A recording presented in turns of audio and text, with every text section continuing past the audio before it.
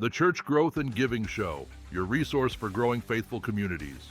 Brought to you by Vanco, helping tens of thousands of churches thrive for over 20 years. Join Jordan and Andy as they share insights drawn from decades of church giving and engagement expertise. Today, we're talking about discipleship training and how to develop committed followers who really live out their faith and help others do the same. We're going beyond another conversation about running a 6-week class and calling it discipleship to unpack what genuine, transformative discipleship looks like and how church leaders can implement programs that create lasting change. I've seen many churches where discipleship gets mentioned a lot, but doesn't translate into real spiritual growth. Let's start with the basics. What's discipleship from a biblical perspective? For starters, discipleship isn't just attending church or reading the Bible. It's about becoming more like Christ.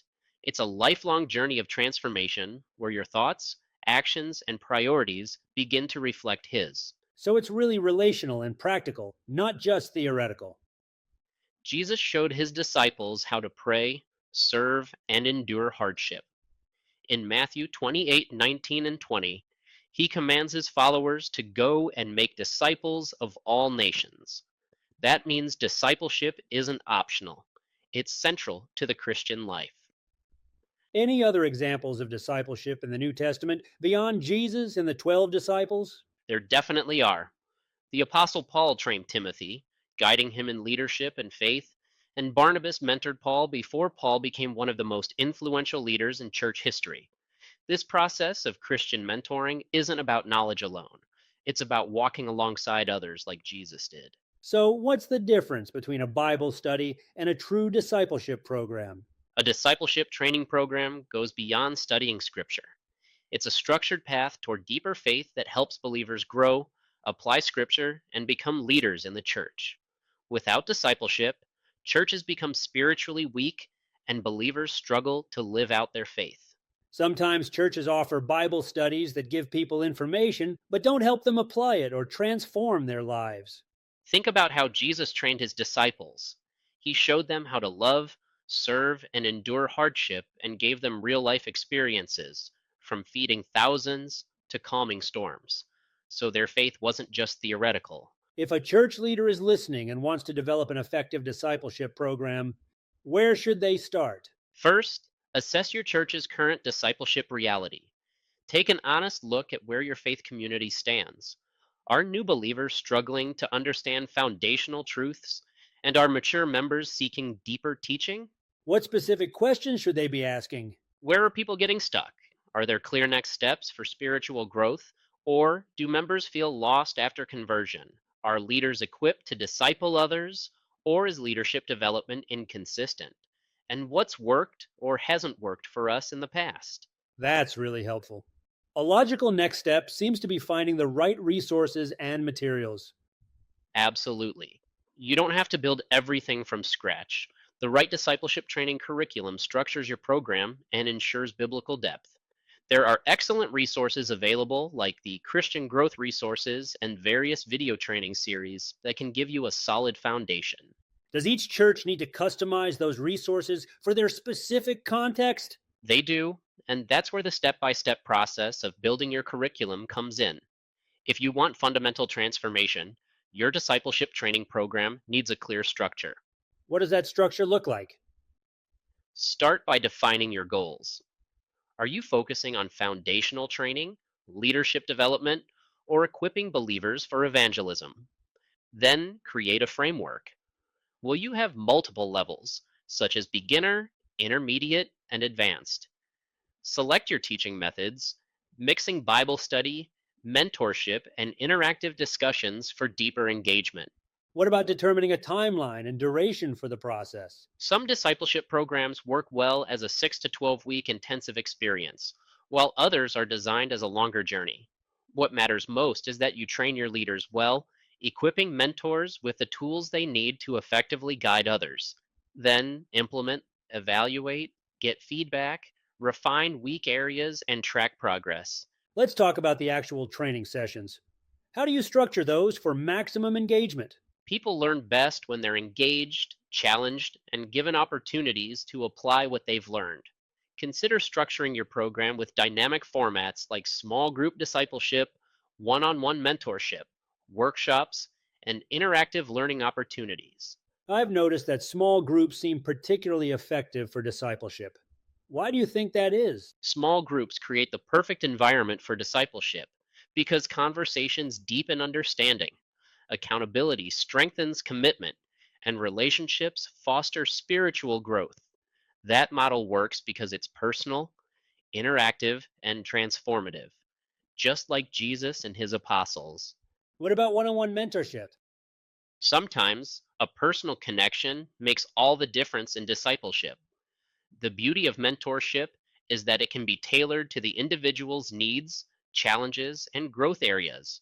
But it does require intentional development of mentors who are equipped to guide others. Let's move beyond the basics and talk about advanced strategies for high end discipleship training. What takes a discipleship program from good to transformative? Most churches offer some form of discipleship training, but many stop at surface level Bible studies. If you want to develop mature believers who not only know Scripture but live it out in leadership, you need a more intentional, high level approach. So, how do you train people to become leaders who can disciple others? It starts with understanding that leadership in God's kingdom doesn't look like leadership in the world. While corporate leaders might climb the ladder of success, biblical leaders are called to servant leadership, where the way up is down. Think of Jesus washing the disciples' feet in John 13. That's such a powerful image. How do you train emerging leaders to embrace that servant leadership mindset? One of the most effective methods is spiritual formation, which is about reshaping their hearts. Encourage spiritual disciplines like fasting, scripture meditation, and intercessory prayer. When leaders cultivate these habits, they don't just serve, they serve with depth and resilience. What are some common pitfalls that churches should avoid in their discipleship training? One of the biggest pitfalls is turning discipleship into a classroom experience without real world application. You can have the most in depth Bible study curriculum, but if disciples never practice what they learn, their faith remains theoretical. Another mistake is creating a one size fits all approach. Some people are ready for leadership training, others are still wrestling with basic faith questions. That makes sense. What about the challenge of sustaining discipleship programs long term and not having them fizzle out? That's a critical issue. First, make discipleship cyclical, not linear. Your goal isn't just to train people, but to raise leaders who will train others. When disciples become mentors, the process multiplies. Also, embrace flexibility. Church members' lives are busy, and rigid structures can lead to burnout. And I imagine regular evaluation plays a role in sustainability too. Use feedback tools, surveys, and direct conversations to gauge what's working and what isn't. And don't underestimate the power of community. People stick with discipleship when they feel connected. Let's talk about bringing discipleship into the 21st century. How can digital tools enhance discipleship without losing the relational aspect that's so essential? That's such an important question. Digital tools can expand the reach of your discipleship program without losing the depth of personal connection. The key is figuring out how to use both to strengthen the discipleship journey. I like that perspective, blending traditional and modern. Exactly.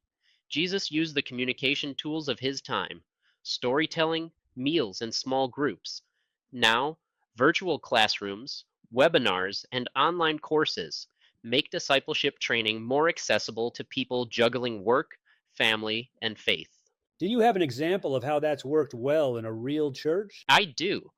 A small church in the Midwest struggled to maintain its discipleship program because members traveled often.